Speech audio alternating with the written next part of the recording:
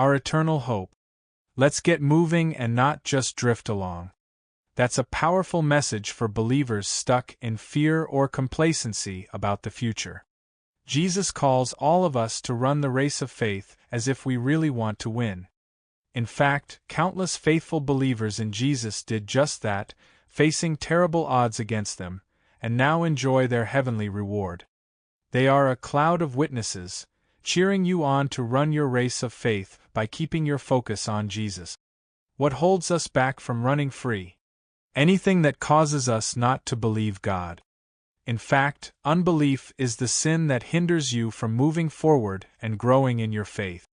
By focusing on Jesus and all He endured, we let loose all those shackles and sin.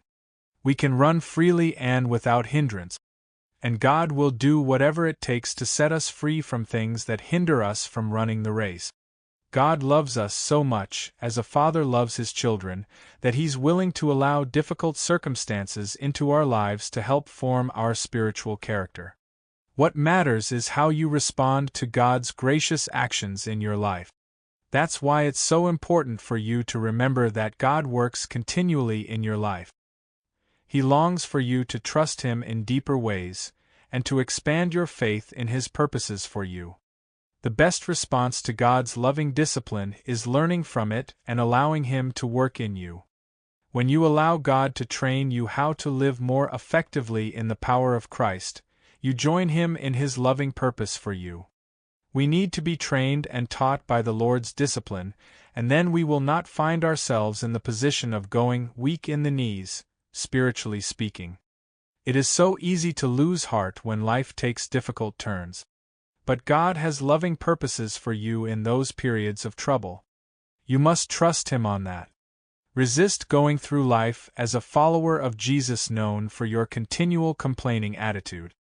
That's so unbecoming of God's desire for you. Unbelievers watch with intensity how you respond to adversity and disappointment, knowing of your faith in God.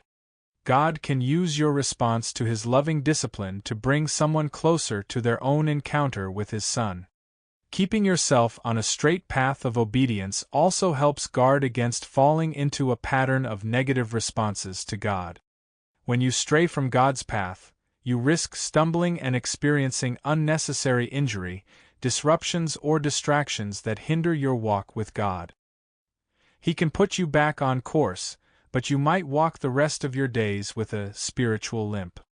When we live our lives in holiness, in ways that are pleasing to Him and honoring to His Son, people are attracted to that sort of authentic living. God can use your response to tough times to draw someone to Himself. When we are at peace with God through Jesus, we can be channels of that offer of peace to those who need it most.